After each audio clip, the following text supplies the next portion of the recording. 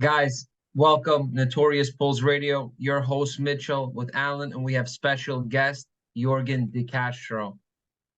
In this week's episode, we're going to be coming over everything the life of a heavyweight MMA fighter.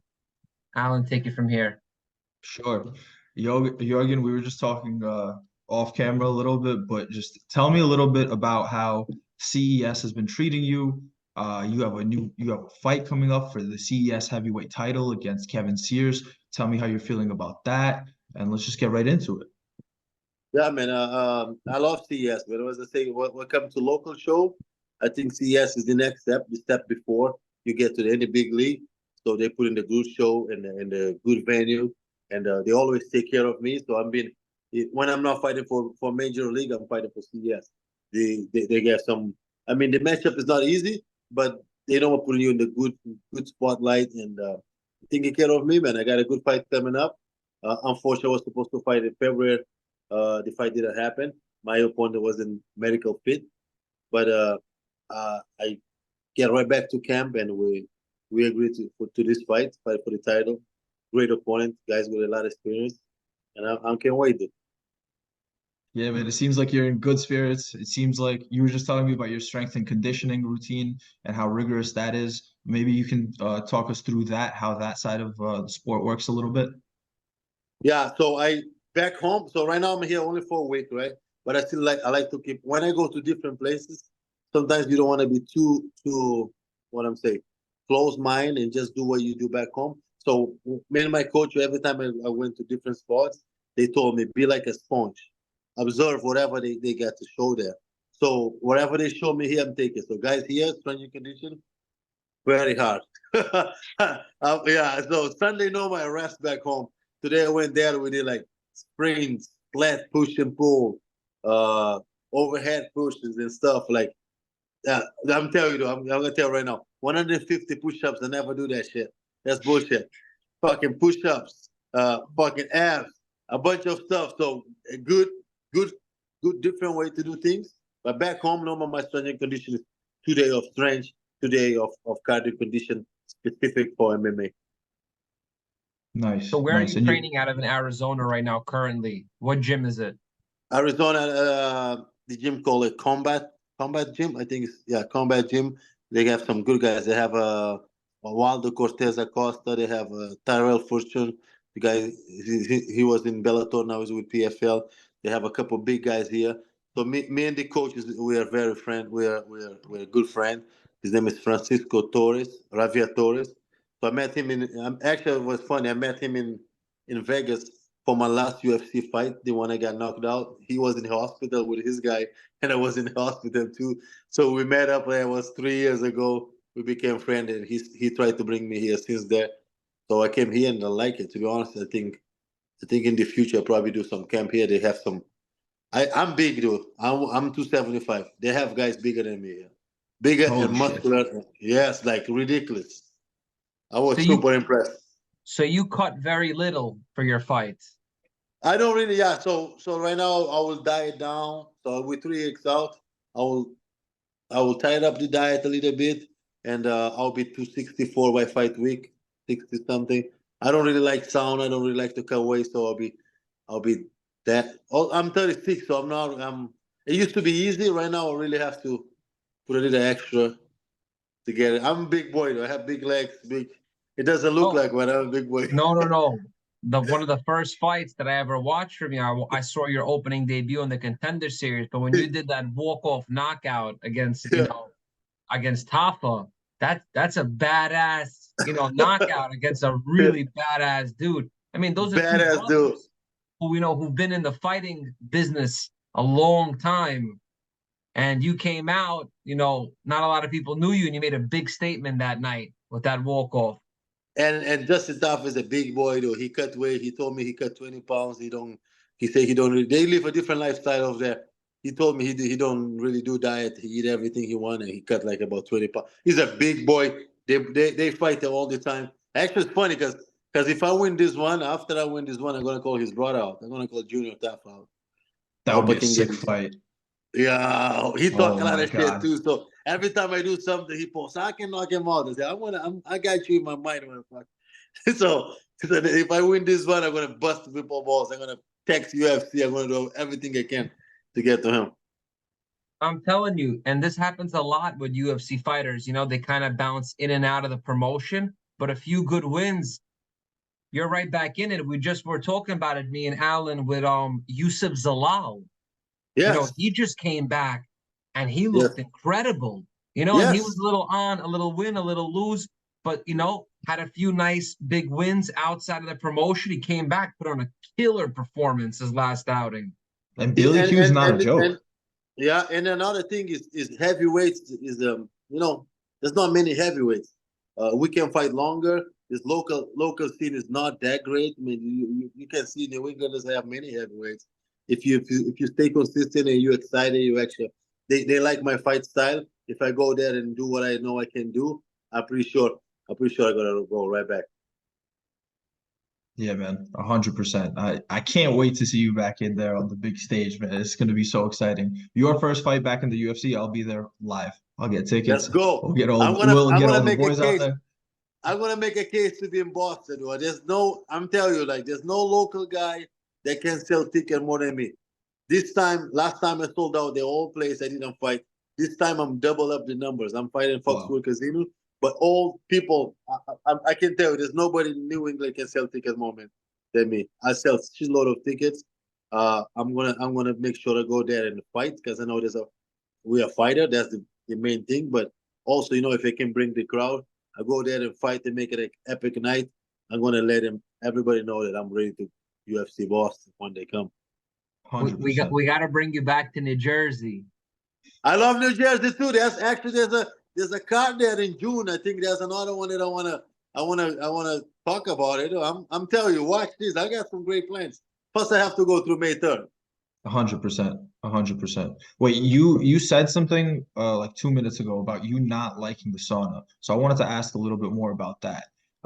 If so, I know sauna is a big part of the recovery routine for a lot of professional athletes, especially fighters. So like, if that's not in your routine, what else do you incorporate for recovery? No, I do sound. I don't like for Mhm. weight. I actually Ah, do. okay. So when I actually do sound almost every day, 20 minutes. I do sound and I do the cold plunge every day. But when it's the process to cut weight, you have that 10 pounds or 15. I don't know, something doesn't click in. I hate it. I used to fight 205. I fought 185 when I was amateur. I fought 205 my old pro till I got the call to the contender series. I was 205. So my manager at the time was Tyson, and he thought that I would have a easy route to the UFC if I was a heavyweight because there's not many heavyweights. And 205 was hard, so we switched. We went to heavyweight, and things work out. Yeah, So and now that you fought in all three divisions, middleweight, light heavyweight, and heavyweight, it kind of sounds like Jared Cannonier. He did a little bit of the opposite. He yeah, started heavyweight, went down to light heavyweight, and now he's actually, doing very well in middleweight. So I kind of want to ask you, you're doing the reverse. You went all the way up. How does it feel actually just walking around as a heavyweight and not necessarily worrying about such a big weight cut? Because 205 is huge for you. I mean, yeah, to cut down. yeah. Talk about him. He was supposed to come here because he's from here too. So he's like an hour away, but he's gonna come next week. And then I'm going back home Tuesday. But I talk with him all the time, and he always told me to go to 205. But to me, it's hard. I'm 275. I would probably have lost 30 to walk around 240 to make 205. I'm a heavyweight. When I was 205, I wasn't happy. I wasn't confident. When I was 85, forget about. 85 is ridiculous. So I felt weak. I felt light. Zero confident. 205, I could do it. I did a couple of times, but I don't think it's the right way. I did a couple of tests, and I have 210 pounds of muscle, so I'll have to be zero body fat to make 205. I'm not doing that shit again. Holy shit. We're gonna have to get you on the salads. Yeah, getting letters and shit, and to be honest, I mean, I tell people all the time. So, fight is about skills. I do fight some tall guys, but none of them actually manhandle me. If I have someone who manhandle me, I felt this strength. I feel, well, this is different kind of strength. then say, oh man, I have to go to 205. But I sparring big guys all the time, guys heavier than me, bigger than me, and I still held my own, and I go to the gym, I lift as heavy as all of them. I've been to camp with John Jones last year, with a lot of big guys, bigger than me, taller than me, and I was still lifting like they'd lifting. I was, I did everything, so I was fast anyways. And so if I get manhandle, then is the case. But right now I feel good. I feel confident, and I'm still a heavyweight. What sports did you get involved with as in your younger years? You played football or anything like that? I play soccer, so I'm from Cape Verde. So we play a lot of soccer, which is real football. I don't know Yeah. if you know. Yeah. There's real football. I play a lot of soccer. I was actually pretty good in soccer back home. I used to make all the teams, national teams and stuff. So I was pretty good soccer, but I will go a little bit aggressive sometimes. And soccer people run a lot, so I hate that shit. Yeah, I can imagine. What position did you play when you were playing soccer? Middle field. I used to be Midfield. the So you were midfield. everywhere, back and forth. Everywhere, fast, yeah, cut fucking people, a lot of faults, and then we'll be arguing with the fucking referee. I was a loud motherfucker. Now I'm nice, and I used to be loud. That it seems like that's a common recurring theme for fighters. Like once they start fighting and fighting is their job, they kind of just mellow out a little bit because they're so Yes. exhausted from training and everything. Peaceful, though, man. I can't even argue with my wife anymore. I'm gonna get home. I'm tired. I don't want to do this. I just want to chill. Yeah, man. I get that. So you said when you were walking around a little bit lighter, it was messing with your confidence. So going into this fight, what's your confidence looking like? Do you have any mental routines to get yourself mentally in the place where you need to be to get the job done? Is that a thing for you, or is that not a factor for you? No. The mental part, it was because I used to cut weight, so I used to be 235, walk around all camp. Then the time come, I'll be dropping weight to 227. I will cut 22 pounds. Then I will feel weak, and the confidence wasn't there. I didn't feel like I had the same power, so it was different. Like right now, even through all these fights, no matter win or lose, I never really care. I know one thing. I know I can fight. I mean, if only if my opponent throws something that I never see before. But I know I've been there. I have 15 pro fights, so I don't really. If I prepare right, like I'm doing everything right. I'm doing my strength and condition. I'm sparring hard. I'm wrestling. I'm grappling. So everything is on point. I'm not even thinking on fight right now. But fight week, of course, I'm a human being. I'm gonna get a little nerve when the weigh-in come. When I see my opponent, the day before, you got all those questions. I tell people all this time. I don't know about other guys, but sometimes I go sometimes for my mind always say you maybe you're not good enough. Maybe you're not good as you think you are. So but other than that, I'm pretty chill. I signed a contract. I don't think about it. I just train. And when I fought for Legal FC, when I fought Junior Dos Santos, so I was super worried when we went to the face off, all that stuff. And Khabib pulled me aside. He told me, uh, focus on what you can control and forget about everything else. He said, dude, whatever gonna happen, the fight's gonna happen. Just go and train hard and forget about On, everything. So on that thought, since you fought twice in Eagle FC, how does it compare to like, PFL, UFC? How is Khabib being the matchmaker? dude, he's great. Look, check this out. I think that was unfortunate that I didn't stay in Eagle FC. I mean, PFL paid me more money, but Eagle FC was great. But the war in Russia ended up closed all the doors, so they couldn't do shows in USA. They tried to do show in. I was supposed to fight for the title in October in Abu Dhabi, but they end up not doing too because the they couldn't transfer money outside Russia.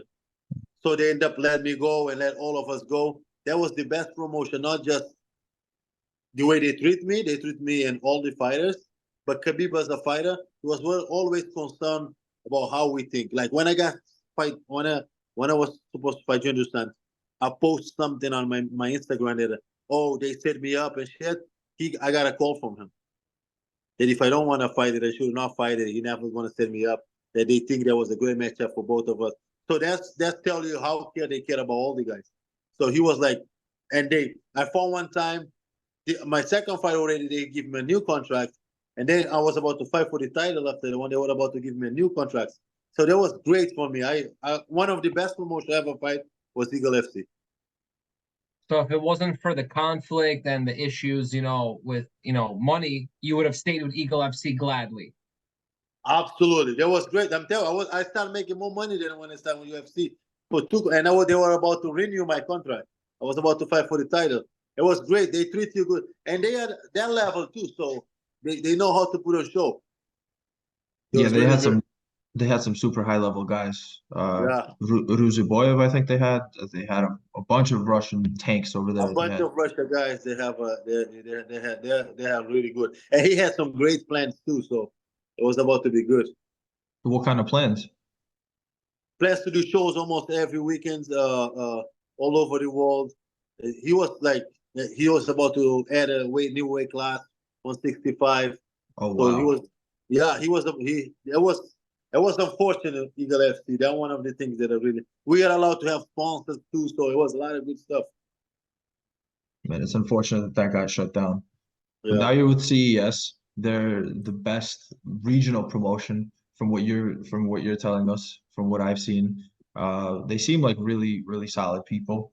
Um, so after your fight with Kevin Sears, let's hypothetically, it's over, it's done, the result is in the past. What would be ideally next for you? What's the next move? My next move will be I know sometimes as a fighter we have to be little delusions, but I want to get to UFC. So if I make it happen the way I think I'm gonna do it, I'm not gonna step back. I'm gonna go forward. I know if Smart Race, just win by any means. I don't want to win by any means. I want to knock him out. I want to go forward. I want to make it exciting. People put him in like that good show, and I will be tagging Dana White, UFC. I have McMahon on phone. I'm gonna be busting his balls at 4 a.m. I'm gonna call my manager. My manager is Ali Abdelaziz. I'm gonna text him and say, "Dude, let's get me there. I'm a different fighter now. I have the experience. I've been there. I've been around. I know what I'm doing, and I'll be do everything I can to get to UFC next. If not, I will fuck him up a couple more guys. It is what it is. I'm 100% sure that I can beat all the local guys. There's no local heavyweights who can fight me. I 100% believe in your ability to do that.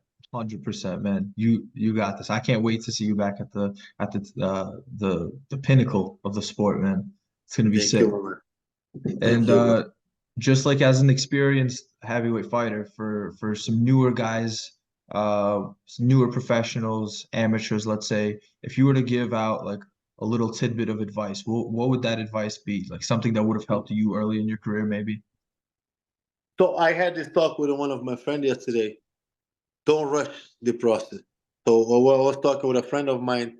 He got in UFC at 2-0, and he ended up losing all the fight. Got cut. His life went all upside down.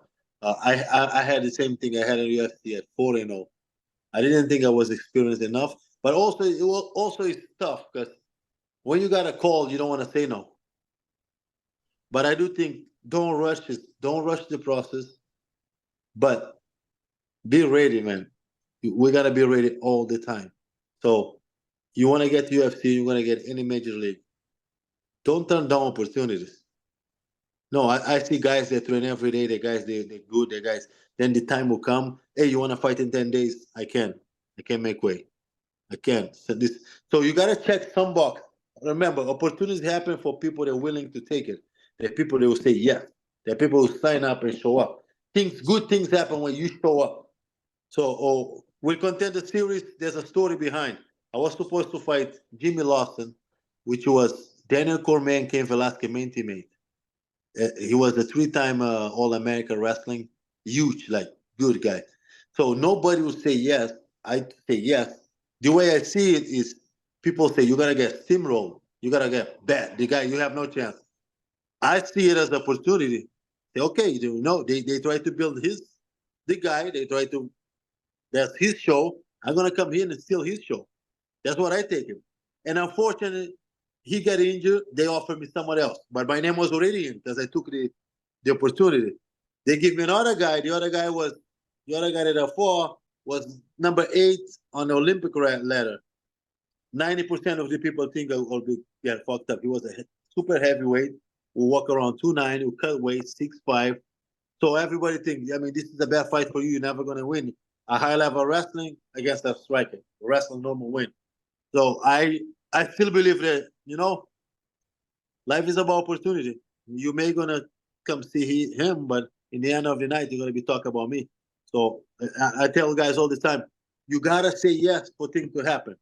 You know, if you're right there, say yes. If you're 9-1, 9-2, they give you a tough fight.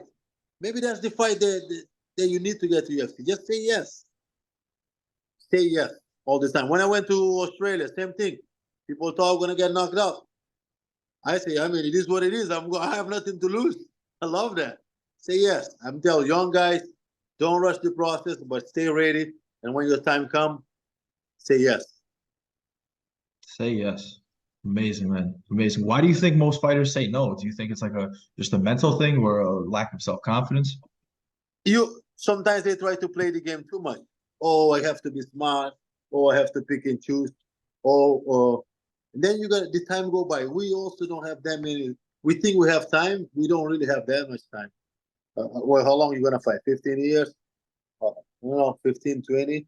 So you gotta say yes.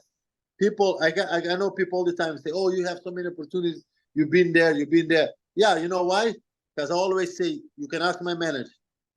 With 30 seconds, I always say yes. He will say, "You want to fight this guy?" Yes. I never ask how much money, where. I myself accept fight against names that I'm not gonna say right here. Then you guys will say, "Oh, you're crazy." The fight never happened, but I always say yes. Then by saying yes, the promotion will say, "Oh, this guy's game. This guy want to do it." That's why I always get opportunities, because I always say yes. I'm an easy go. I'm a fighter. Yes, let's go. If they pay you, That's you're what I there. noticed the most about MMA versus boxing, whereas boxing, they like build them up, like, like step by step. Every Yeah. fight, they crank it just a little bit more, the competition, to build them up, because they say, at least in boxing, like a brutal loss can derail your career. Oh, yes. They will end your But in career. MMA, guys, look at Oliveira, he turned his career around 180, halfway in, and just turned up and, became champion.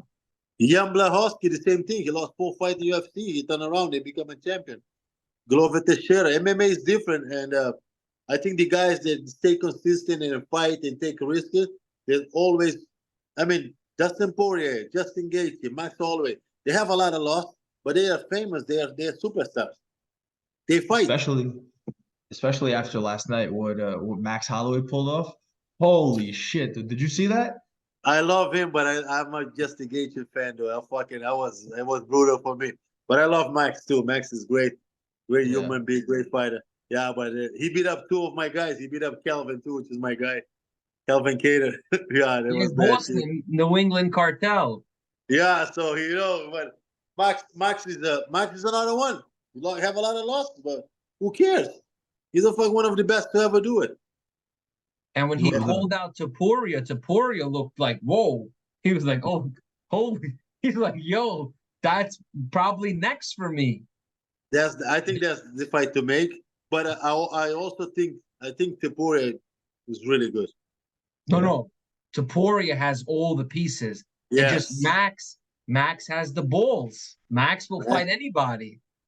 Max is the man. I think he's the man. He's the man. With 10 seconds left in a fight that he was clearly winning, he just points down and starts trading. No needed. Right, no needed. He was 4-1. Why he have to do that? He just walk around. I see after I saw yesterday, I saw a lot of guys posted.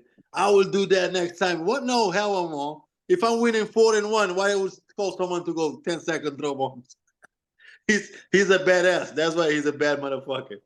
That's why he's got the BMF strap now. He earned it. Yes. Yeah. Yorgan, I just want to be cognizant of your time. If you got anything after this, we still have a couple questions that we'd love to ask you, but I don't want to impede on your time. How's your schedule looking?